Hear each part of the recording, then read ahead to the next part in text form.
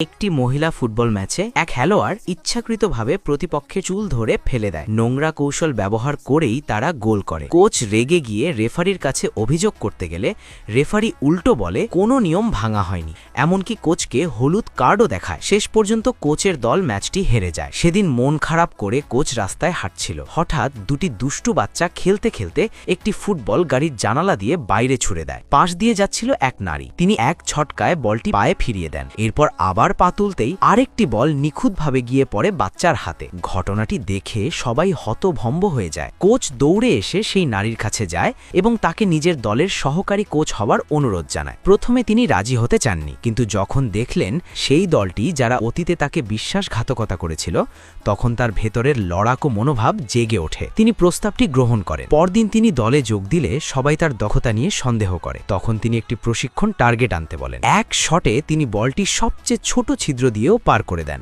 সবাই তখন বিশ্বাস করতে বাধ্য হয়। এরপর শুরু হয় কঠোর অনুশীলন। প্রতিদিন কঠিন ট্রেনিংয়ের মাধ্যমে দলটি দ্রুত শক্তিশালী হয়ে ওঠে এবং মাঠে অপ্রতিরোধ্য হয়ে যায়। তারা ফুটবল মাঠের উজ্জ্বল তারকায় পরিণত হয়। কিন্তু একদিন তাদের ম্যাচ পড়ে সেই নারীর প্রাক্তন স্বামীর দলের সঙ্গে। স্বামীর চোখে তখনও সেই অহংকার। 5 বছর আগে এক ম্যাচের ঠিক আগে তিনি জানতে পারেন তিনি অন্তঃস্থতা, অথচ সেই কারণেই দল তাকে ছাঁটাই করে। তিনি স্বামীর জন্য ফুটবল ছেড়ে দেন, কিন্তু পরে জানতে পারেন স্বামী অন্য নারীর প্রেমে পড়েছে। ম্যাচের আগে প্রাক্তন স্বামী তার দলকে উপহাস করে বলে এই দল দিয়ে জেতা অসম্ভব। ম্যাচ শুরু হলে তার দল একের পর এক গোল করে, কিন্তু হঠাৎ প্রতিপক্ষ নোংরা কৌশল শুরু করে। রেফারি সব দেখেও না দেখার ভান করে। অবৈধ খেলার সুযোগে প্রতিপক্ষ এগিয়ে যায়। যখন হার প্রায় নিশ্চিত, তখন সেই নারী নিজেই জার্সি পরে মাঠে নামেন। তাকে দেখেই খেলোয়াড়দের আত্মবিশ্বাস ফিরে আসে। প্রতিপক্ষ বলে সে কিছুই বদলাতে পারবে না, কিন্তু খেলা শুরু হতেই তিনি একাই সব রক্ষণ ভেঙে ফেলেন। সবাই তাকে আটকাতে চাইলে